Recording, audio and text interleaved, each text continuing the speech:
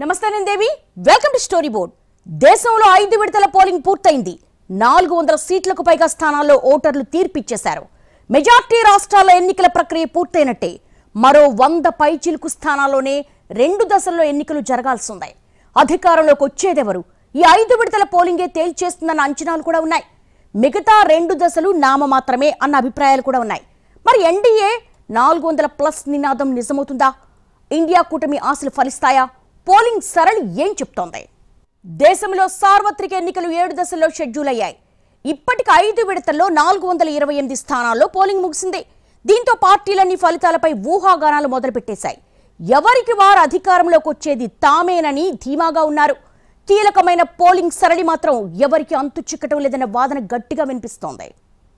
దేశంలో సార్వత్రిక ఎన్నికల్ని అటు ఎన్డీఏ కూటమి ఇటు ఇండియా కూటమి ప్రతిష్టాత్మకంగా తీసుకున్నాయి. వరుసగా 10 ఏళ్లు అధికారంలో ఉన్న మోడీ హ్యాట్రిక్ గెలుపుపై కన్నేశారు. ఆప్కీ బార్ 400 పార్ అంటూ ఎన్డీఏకి లక్ష్యాన్ని నిర్దేశించారు. అటు 10 ఏళ్లుగా ప్రతిపక్షంలో ఉన్న కాంగ్రెస్ ఈసారి ఎలాగైనా గెలవాలనే సంకల్పంతో ఇండియా కూటమి కట్టింది. బీజేపీ బలంగా ఉన్న ఉత్తరాది రాష్ట్రాల్లోనూ కూటమి సెగ గట్టిగా తగులుతోందని ఆ పార్టీ భావిస్తోంది. అసలు కాంగ్రెస్ కు ప్రధాన ప్రతిపక్ష హోదా కూడా దక్కదని బీజేపీ నమ్మకంగా చెబుతోంది. ఇలా రాజకీయ ఆరోపణలు ప్రత్యారోపణలు చేసుకుంటున్న తరుణంలోనే సార్వత్రిక ఎన్నికల నోటిఫికేషన్ వచ్చేసింది. సార్వత్రిక ఎన్నికలు 7 దశల్లో జరపాలని ఈసీ నిర్ణయించింది. ఇప్పటికే 5 దశల్లో పోలింగ్ ముగిసింది. ఏప్రిల్ 19న తొలి విడతలో 102 స్థానాలకు పోలింగ్ జరిగింది. ఏప్రిల్ 26న రెండో విడతలో 89 స్థానాలకు పోలింగ్ ముగిసింది. మే 7న మూడో విడతలో 94 స్థానాలకు, మే 13న 4వ విడతలో 96 స్థానాలకు పోలింగ్ జరిగింది. ఇక మే 20న 5వ విడతలో 49 స్థానాల్లో పోలింగ్ జరిగింది. మొత్తంగా 5 విడతలు పూర్తయ్యేసరికి 428 స్థానాల్లో పోలింగ్ ముగిసింది. ఇంకో 2 దశల పోలింగ్ జరగాల్సి ఉంది. మే 25న 6వ విడతలో 57 స్థానాలకు, జూన్ 1న 7వ విడతలో 57 స్థానాలకు ఓటింగ్ ఉంది. తొలి దశలో తమిళనాడు, రెండో దశలో కేరళ, మూడో దశలో గుజరాత్, కర్ణాటకలో అన్ని స్థానాలకు పోలింగ్ పూర్తయింది. 4వ దశలో ఏపీ, తెలంగాణ, 5వ దశలో మహారాష్ట్రలో అన్ని స్థానాల్లో పోలింగ్ ముగిసింది. కీలకమైన యూపీ, బెంగాల్, బీహార్లో ఇంకా కొన్ని స్థానాలకు పోలింగ్ జరగాల్సి ఉంది. ఈసారి ఫలితాలకు ఉత్తరాది రాష్ట్రాల కంటే దక్షిణాదే కీలకమని ముందు నుంచి అంచనాలున్నాయి. దక్షిణాది రాష్ట్రాలన్నింటిలో ఇప్పటికే పోలింగ్ పూర్తయింది. అక్కడ తమకే ఎక్కువ సీట్లు వస్తాయని 2 కూటములు ధీమాగానే ఉన్నాయి. అయితే విలక్షణంగా ఆలోచించే సౌత్ ఓటర్లు ఈసారి ఏం చేశారనేది ఫలితాలొచ్చాకే తెలియనుంది. పోలింగ్ సరళి చూసినా రాష్ట్రానికో రకంగా ఉంది. అసెంబ్లీ ఎన్నికలు జరిగిన ఏపీలో రికార్డు స్థాయి పోలింగ్ నమోదైతే మిగతా రాష్ట్రాల్లో ఓటర్లలో అంత ఉత్సాహం కనిపించలేదు. ఏప్రిల్ 19న జరిగిన తొలి దశ ఎన్నికల్లో 66.14% పోలింగ్ నమోదైంది. 2019 సార్వత్రిక ఎన్నికల తొలి దశలో 69.43% ఓటింగ్ జరిగింది. ఏప్రిల్ 26న జరిగిన రెండో విడత పోలింగ్లో 66.71% పోలింగ్ నమోదైతే 2019లో జరిగిన రెండో విడతలో 69.64% ఓటింగ్ నమోదైంది. మే 7న జరిగిన మూడో దశ పోలింగ్లో 65.68% మంది ఓటు హక్కు వినియోగించుకుంటే 2019 సార్వత్రిక ఎన్నికల మూడో దశలో 68.4% ఓటు వేశారు. మే 13న జరిగిన 4వ దశ పోలింగ్లో 69.16% నమోదైంది. దీంతో తగ్గిన ఓటింగ్ ఎవరికి లాభం ఎవరికి నష్టం అనే చర్చ మొదలైంది. ప్రభుత్వంపై సానుకూలత ఉండి మళ్లీ అదే సర్కారు వస్తుందనుకున్నప్పుడే పోలింగ్ శాతం తగ్గుతుందని ఎన్డీఏ చెప్పుకుంటోంది. కానీ ప్రతిసారి అలాగే జరగాలనే రూలేం లేదని ఇండియా కూటమి చెబుతోంది. ఓటింగ్ శాతం తగ్గినా తమ గెలుపు అవకాశాలకు ఢోకా లేదంటోంది. ఉత్తరాదిలోనూ పోలింగ్ శాతం తగ్గింది. బీజేపీకి గతంలో మంచి మెజారిటీలొచ్చిన ప్రాంతంతో పాటు ఇండియా కూటమికి బలం ఉందని భావిస్తున్న చోట కూడా ఓటర్లలో నిరాసక్తత కనిపించింది. ఈ ట్రెండ్ ఎలా అర్థం చేసుకోవాలో తెలియని పరిస్థితి. దీంతో పార్టీలన్నీ పైకి ధీమా వ్యక్తం చేస్తూనే లోలోపల అనుమానపడుతున్నాయి. దేశంలో మొత్తంగా 543 లోక్సభ నియోజకవర్గాలున్నాయి. 5వ దశతో కలిపితే 428 సీట్లకు పోలింగ్ పూర్తయింది. అధికారం ఎవరిదో దాదాపు తేలిపోయినట్టేనని పోల్ పండితులు లెక్కేస్తున్నారు. మిగతా 2 దశల పోలింగ్ లాంఛనమేనని, అసలు యుద్ధం ముగిసినట్టేనని చెబుతున్నారు. ఎన్డీఏ, ఇండియా కూటములు కూడా భారీ సంఖ్యలు చెబుతూ తామే గెలుస్తున్నామని చెప్పుకుంటున్నాయి. కానీ వాస్తవ సంఖ్యలు ఎవరిని గెలిపిస్తాయనేది చూడాల్సి ఉంది. పోలింగ్ సరళి అంతటా ఒకేలా లేదు. రాష్ట్రానికో రకంగా ఉంది. పెద్ద రాష్ట్రాల్లో అయితే ప్రాంతానికో రకంగా మారింది. అనూహ్యమైన పోలింగ్ సరళిని చూసిన తర్వాత రాజకీయాల్లో తలపండిన సీనియర్లు కూడా ఖచ్చితంగా ఇదీ సంగతి అని ధైర్యంగా చెప్పలేకపోతున్నారు. బీజేపీ తరపున ప్రధాని మోడీ, కేంద్ర హోంమంత్రి అమిత్ షా ప్రచారాన్ని భుజాన వేసుకున్నారు. ఇండియా కూటమి తరపున రాహుల్ గాంధీ, పార్టీ ప్రధాన కార్యదర్శి ప్రియాంక గాంధీ, మమతా బెనర్జీ, అఖిలేష్ యాదవ్, కేజ్రీవాల్, శరద్ పవార్, ఉద్ధవ్ ఠాక్రే వంటి నేతలు ప్రచారం చేస్తున్నారు. సోనియా కేవలం రాయ్బరేలీలో ప్రచారానికే పరిమితమయ్యారు. రామమందిర నిర్మాణం, అభివృద్ధి, అవినీతి అంశాలను బీజేపీ ప్రచార అస్త్రంగా మలుచుకుంటే కేంద్రం వైఫల్యాలు, ఈడీ, సీబీఐ, ఐటీ దాడులు, ప్రతిపక్ష నేతలపై కేసులను ఇండియా కూటమి నేతలు ప్రచారంలో ప్రస్తావిస్తున్నారు. మధ్య భారతంలో మహారాష్ట్ర, ఉత్తరాదిన బీహార్ లాంటి రాష్ట్రాల్లో ఎన్డీఏకు సంఖ్య తగ్గుతుందని కాంగ్రెస్ కూటమి భావిస్తోంది. యూపీలోనూ ఆశ్చర్యకరమైన ఫలితాలొస్తాయని అఖిలేష్ చెప్పుకుంటున్నారు. కొన్ని ప్రతికూలతలున్నా సీట్లు తగ్గే ప్రసక్తే లేదని ఎన్డీఏ గట్టిగా చెబుతోంది. 2019 ఎన్నికల్లోనూ ప్రతికూలతలున్నా 2014 కంటే సీట్ల సంఖ్య పెంచుకున్నామని గుర్తు చేస్తోంది. విపక్షాలు పగటి కలలు కంటున్నాయని కూడా ఎన్డీఏ అగ్రనేతలు సెటైర్లు వేస్తున్నారు. ఏదేమైనా 5 దశల పోలింగ్లో 400 పైచిలుకు స్థానాలకు ఓటర్ల తీర్పు ఈవీఎంలలో నిక్షిప్తమైంది. ఎవరిన్ని వాదనలు చేసుకున్నా అసలు విషయం తేలిపోయింది. ఇక ఫలితాలు రావడమే తరువాయి. మిగతా 2 దశల పోలింగ్ కూడా సహజంగానే 5 దశల పోలింగ్ సరళిని అనుసరిస్తుందనే అంచనాలున్నాయి. మిగతా రాష్ట్రాల సంగతి పక్కన పెడితే 7 దశల్లో పోలింగ్ జరిగిన కీలకమైన యూపీ, బెంగాల్లో ఓటర్లు ఏం చేశారనేది చూడాల్సి ఉంది. అసెంబ్లీ ఎన్నికలు కూడా జరుగుతున్న ఒడిశా ఫలితంపైన ఆసక్తి నెలకొంది. బీహార్లో ఆర్జేడీ నేతృత్వంలో ఇండియా కూటమి ఎన్డీఏని ఏ మేరకు నిలువరిస్తుందనేది చూడాల్సి ఉంది. మహారాష్ట్రలో శివసేన, ఎన్సీపీ వర్గాల్లో ఎవరికి ప్రజాబలం ఉందో తేలిపోతుందనే అభిప్రాయాలున్నాయి. యూపీలో ఇండియా కూటమి ఈసారైనా మెరుగైన ప్రదర్శన చేస్తుందా లేదా అనేది చూడాల్సి ఉంది. ఈసారి ఎన్నికల్లో పోలింగ్ పర్సంటేజ్ అనుకున్నంతగా నమోదు కాలేదు. దీనికి కారణాలు ఏమిటా అని ఈసీ ఆరా తీస్తోంది. తగ్గిన పోలింగ్తో ఎవరి పుట్టి మునుగుతుందో అన్న లెక్కల్లో పార్టీలు బిజీగా ఉన్నాయి. ప్రస్తుతం దేశవ్యాప్తంగా ఎన్నికల వాతావరణం నెలకొంది. తీవ్ర ఎండల మధ్య ఎన్నికలు జరుగుతున్నాయి. పలు రాష్ట్రాలు అత్యధిక ఉష్ణోగ్రతలను నమోదు చేస్తున్నాయి. ఉత్తర, దక్షిణ భారతాల్లో ఎండలు 40 డిగ్రీలను దాటిపోయాయి. కర్ణుడి మరణానికి 100 కారణాలన్నట్టు ఈ ఎన్నికల్లో ఓటింగ్ తగ్గడానికి ఎండలు ఒక కారణమనే అభిప్రాయం వ్యక్తమవుతోంది. తొలి 2 విడతల్లో ప్రధాన రాష్ట్రాల్లో గత ఎన్నికలతో పోలిస్తే పోలింగ్ తగ్గింది. తీవ్ర ఎండలే ఓటింగ్ తగ్గడానికి ఒక కారణమని పలువురు విశ్లేషకులు అభిప్రాయపడుతున్నారు. ఎన్నికల ప్రచారంలో పలువురు అభ్యర్థులు వడదెబ్బకు గురవుతున్నారు. కేంద్ర మంత్రి నితిన్ గడ్కరీ మహారాష్ట్రలోని యవత్మాల్లో ప్రచారం చేస్తూ వేదికపైనే ఆకస్మికంగా స్పృహ తప్పి పడిపోయారు. తొలి 2 విడతల్లో ఆందోళనకర స్థాయిలో పోలింగ్ తగ్గింది. ఏప్రిల్ 19, 26 తేదీల్లో ఓటర్లు పోలింగ్ కేంద్రాలకు పెద్దగా రాలేదు. ఓటింగ్ తగ్గడానికి ఎండలు ఒక కారణం. ఈసారి తొలి విడతలో 102 సీట్లలో 66.14%, రెండో విడతలో 88 సీట్లలో 66.71% పోలింగే నమోదైంది. తొలి 2 విడతల్లో మొత్తం 21 రాష్ట్రాల్లో పోలింగ్ జరగ్గా 19 చోట్ల తగ్గింది.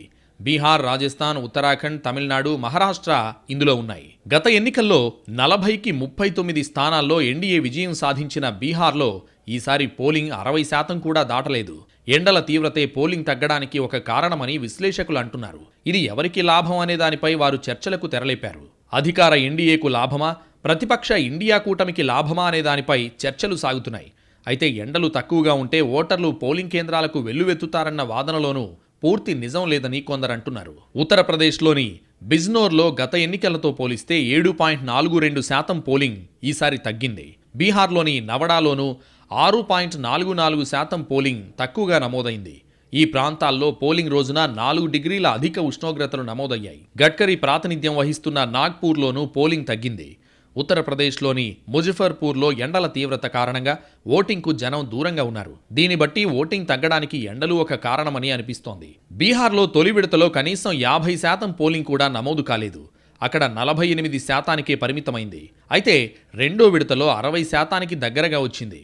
మే 13న జరిగిన 4వ దశ పోలింగ్లో 69.16% నమోదైంది. 2019 పార్లమెంట్ ఎన్నికలతో పోలిస్తే ఈసారి 3.65% ఎక్కువ ఓటింగ్ నమోదైంది. మే 7న జరిగిన 3వ దశ పోలింగ్లో 65.68% మంది ఓటు హక్కు వినియోగించుకున్నారు. 2019 సార్వత్రిక ఎన్నికల 3వ దశలో 68.4% ఓటు వేశారు.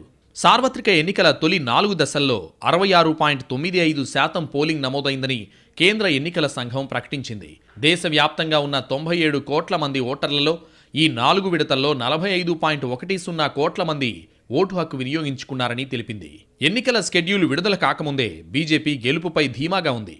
వరుసగా 3వ అధికారంలోకి రాబోతున్నామని చెబుతున్న ప్రధాని 3వ ప్రభుత్వాన్ని ఏర్పాటు చేసిన వెంటనే చేయాల్సిన పనులపై 100 రోజుల బ్లూ ప్రింట్ సిద్ధం చేసుకున్నారు. కూటమిగా 400, సొంతంగా 370 గెలవాలన్నది లక్ష్యంగా బీజేపీ ప్రకటించుకుంది. మరోవైపు కాంగ్రెస్తో పాటు ఇండియా కూటమి నేతలు ప్రభుత్వ ఏర్పాటుకు కావాల్సిన స్థాయిలో బీజేపీకి సీట్లు రావని ప్రచారం చేస్తున్నారు.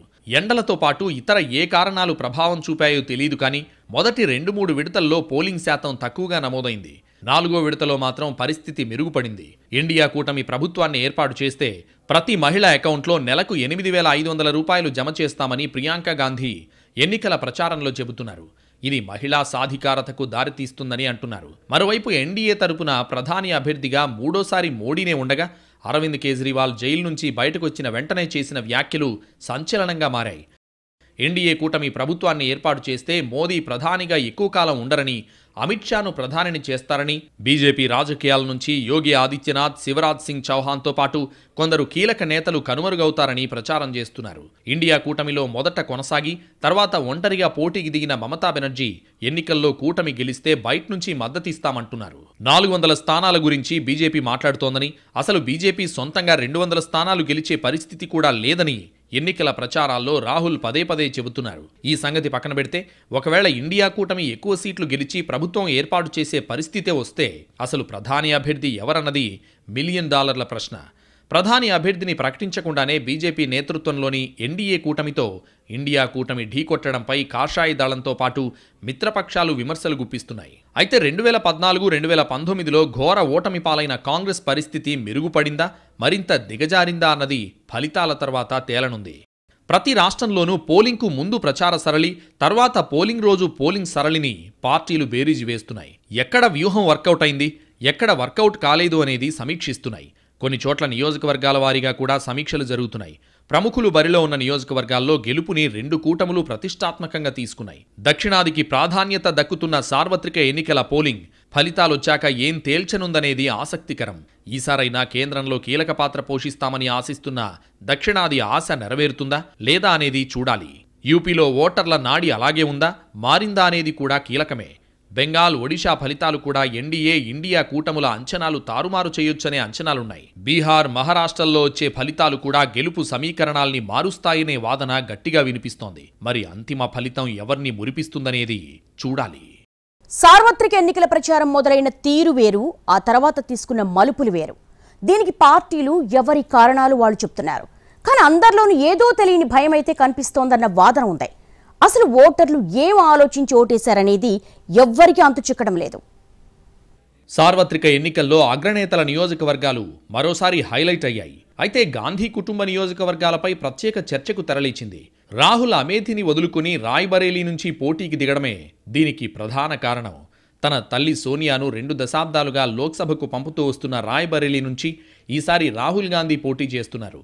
సోనియా 2004 నుంచి 2024 వరకు రాయ్బరేలీకి ప్రాతినిధ్యం వహించి ఇటీవల రాజ్యసభకు ఎన్నికయ్యారు. దాంతో ఆ స్థానంలో మొదట ప్రియాంక గాంధీ పోటీ చేస్తారని ప్రచారం జరిగినా చివరికి రాహుల్ బరిలో నిలిచారు. ఇప్పటికే కేరళలోని వైనాడ్ నుంచి పోటీ చేసిన రాహుల్ 2వ స్థానంగా రాయ్బరేలీని ఎంచుకున్నారు. రాహుల్ గాంధీ రాయ్బరేలీ నుంచి పోటీ చేయడంపై ఎన్డీఏ కూటమి నేతలు తీవ్రస్థాయిలో విమర్శలు గుప్పించారు. గత ఎన్నికల్లో అమేథీ నుంచి పోటీ చేసిన రాహుల్ అక్కడ బీజేపీ నేత స్మృతి ఇరానీ చేతిలో ఓడిపోయారు. ఓటమి భయంతోనే అమేథీ నుంచి రాహుల్ పారిపోయారని ప్రధాని మోడీ సహా బీజేపీ నేతలందరూ తీవ్రస్థాయిలో విమర్శలు చేశారు. 2019 ఎన్నికల్లో సోనియా చేతిలో ఓడిపోయిన ప్రతాప్ సింగ్నే మరోసారి బీజేపీ రాయ్బరేలీ నుంచి బరిలోకి దించింది. 1998 తర్వాత ఇక్కడ గెలవని బీజేపీ ఈసారి ఎన్నికల్లో గెలిచి కాంగ్రెస్ కంచుకోటను బద్దలు కొట్టాలని చూస్తోంది. అటు కాంగ్రెస్ మాత్రం మరోసారి గెలుపుపై ధీమాతో ఉంది.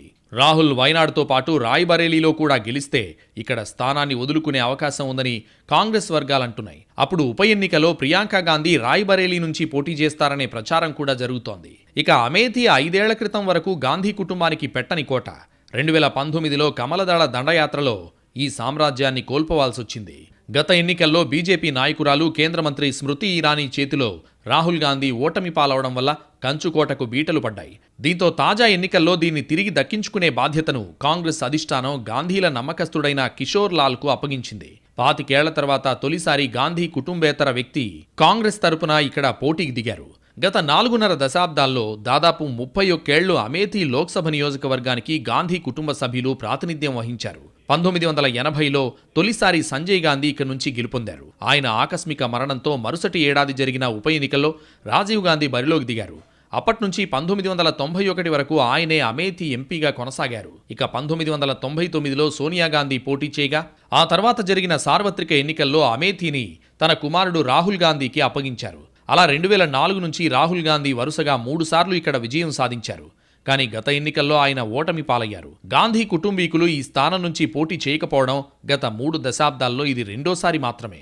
1991లో రాజీవ్ గాంధీ మరణానంతరం ఈ స్థానాన్ని సతీష్ శర్మకు కాంగ్రెస్ అప్పగించింది. ప్రస్తుత ఎన్నికల్లో కిషోర్ లాల్ శర్మను కాంగ్రెస్ నిలబెట్టింది. మరోసారి బీజేపీ నుంచి స్మృతి ఇరానీ బరిలో నిలిచారు. దశాబ్దాలుగా గాంధీ కుటుంబ కంచుకోటలుగా నిలిచిన రాయ్ బరేలీ, అమేథీ లోక్సభ నియోజకవర్గాల్లో ఈసారి కాంగ్రెస్ పార్టీని విజయ తీరానికి చేర్చే బాధ్యతను ఆ పార్టీ ప్రధాన కార్యదర్శి ప్రియాంక గాంధీ తీసుకున్నారు. 2 చోట్ల ప్రచారాన్ని అంతా తానై ప్రియాంక గాంధీ నిర్వహిస్తున్నారు. ఇందుకోసం రాయ్ బరేలీలో ప్రియాంక ఇల్లు తీసుకుని మకాం వేశారు. తెర వెనుక వ్యూహాలను రచించడంలోనూ కీలకంగా నిలుస్తున్నారు. తమ కుటుంబంతో ఈ నియోజకవర్గాలకు తరతరాలుగా ఉన్న అవినాభావ సంబంధాన్ని వివరిస్తూనే జాతీయ స్థాయి అంశాలను ఉటంకిస్తున్నారు. మోతీలాల్ నెహ్రూ హయాం నుంచి లెక్కిస్తే తమ కుటుంబానికి రాయ్ బరేలీతో 103 ఏళ్లుగా అనుబంధం ఉందని, 1921 నుంచి ఈ ప్రాంత ప్రజల కష్ట సుఖాల్లో పాలు పంచుకుంటున్నామని ప్రియాంక వివరిస్తున్నారు.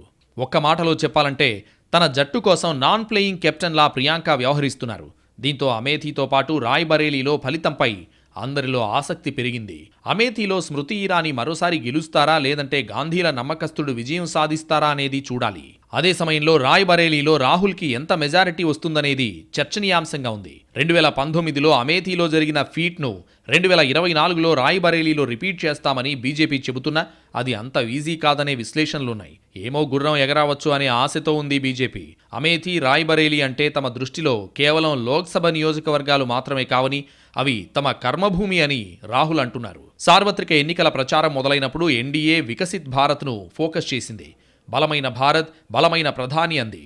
ఇక ఇండియా కూటమి అయితే ద్రవ్యోల్బణం, నిరుద్యోగం లాంటి అంశాల్ని ప్రస్తావించింది. కానీ తొలిదశ పోలింగ్ ముగియగానే పార్టీల ట్యూన్ మారిపోయింది. కాంగ్రెస్ మైనారిటీలను బుజ్జగిస్తోందని బీజేపీ మండిపడింది. ముస్లిం రిజర్వేషన్లు ఇవ్వాలని చూస్తోందని, అవి రాజ్యాంగ విరుద్ధమని వాదించింది. అటు కాంగ్రెస్ కూడా ఎదురుదాడికి దిగి మోడీ మళ్లీ ప్రధాని అయితే రాజ్యాంగాన్ని మార్చేస్తారని, రిజర్వేషన్లు రద్దు చేస్తారనే ప్రచారం ఎత్తుకుంది.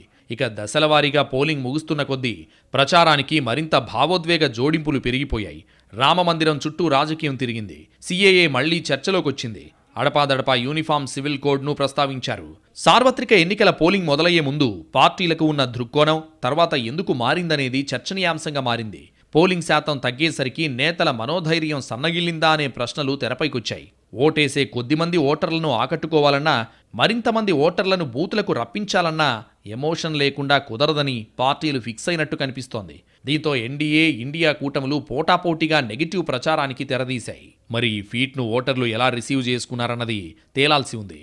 5 దశల పోలింగ్ ముగిసినా క్షేత్రస్థాయిలో ఎక్కడా ఓ కూటమికే మొగ్గన్న పరిస్థితి కనిపించలేదని పరిశీలకులు అభిప్రాయపడుతున్నారు. ఓటర్లు గుంభనంగా ఓటేశారని ఎక్కడా బయటపడలేదనే చర్చ జరుగుతోంది. దీంతో 2 కూటముల్లోనూ ఫలితాలపై ఉత్కంఠ నెలకొంది. మరి ఇప్పటివరకు జరిగిన 5 ఫేజెస్ ఎలక్షన్స్ లో ఏ పార్టీకి క్లీన్ స్వీప్ చేసినట్టు మనకి పొలిటికల్ విశ్లేషణలో కానీ, పొలిటికల్ ప్రాసెస్లో కానీ కనపడలేదు. మరి ఇటువంటి భిన్న వాతావరణంలో ఏ పార్టీ కూడా క్లీన్ స్వీప్ చేసి మొత్తం 90% స్ట్రైక్ రేట్తో ఉన్నట్టు మనకి కనిపించట్లేదు. ఎన్నికలకు ముందు ధీమాతో చాలా అంచనాలు వేసినా ఇప్పుడు అవి నిజమవుతాయా లేదా అనే భయం పట్టుకున్నట్టు కనిపిస్తోంది. 400 పార్ నినాదం నుంచి పక్కకు రావడానికి ఎన్డీఏ సుముఖంగా లేదు. ఇండియా కూటమి మాత్రం బీజేపీకి 150 దాటవనే దాకా మాట్లాడుతోంది. కొంతమంది పోల్ పండితుల అంచనాలు 2 కూటముల ఆశలకు భిన్నంగా ఉన్నాయి. ఎన్డీఏకు 400 సీట్లు రావనే వాదనతో ఏకీభవిస్తూనే మోడీ అధికారం నిలబెట్టుకుంటారనే అభిప్రాయాలు వ్యక్తం చేస్తున్నారు. ఇండియా కూటమి గవర్నమెంట్ ఫామ్ చేసే అన్ని సీట్లు వస్తాయని దానికి కనపడలేదు. ఎందుకంటే బీజేపీ కూడా 10-12 రాష్ట్రాల్లో ప్రభుత్వాలు ఉన్నాయి, స్ట్రాంగ్ ముఖ్యమంత్రులు ఉన్నారు. నితీష్ కుమార్ బీహార్లో, మహారాష్ట్ర ప్రభుత్వం బీజేపీది, ఉత్తరప్రదేశ్లో యోగి ఆదిత్యనాథ్, అస్సాంలో విశ్వశర్మ, మా రాజస్థాన్, ఛత్తీస్గఢ్, మధ్యప్రదేశ్, గుజరాత్ వాళ్ళ ప్రభుత్వాలు స్ట్రాంగ్ ప్రభుత్వాలు ఉన్నాయి. సో అందువల్ల ఇండియా కూటమికి మాత్రం జరిగేది ఏంటంటే పోయినసారి కంటే ఈసారి ఎక్కువ సీట్లు చాలా వరకు వస్తాయి. దీంతో ఏ కూటమికి ఎంత నంబర్ వస్తుందనేది ఆసక్తికరంగా మారింది. ఇప్పటివరకు ముగిసిన 5 విడతల పోలింగ్లో ఎవరికి ఎన్ని సీట్లు వస్తాయి, 6, 7 దశల పోలింగ్లో అడ్వాంటేజ్ ఎవరికి అనేది చూడాల్సి ఉంది.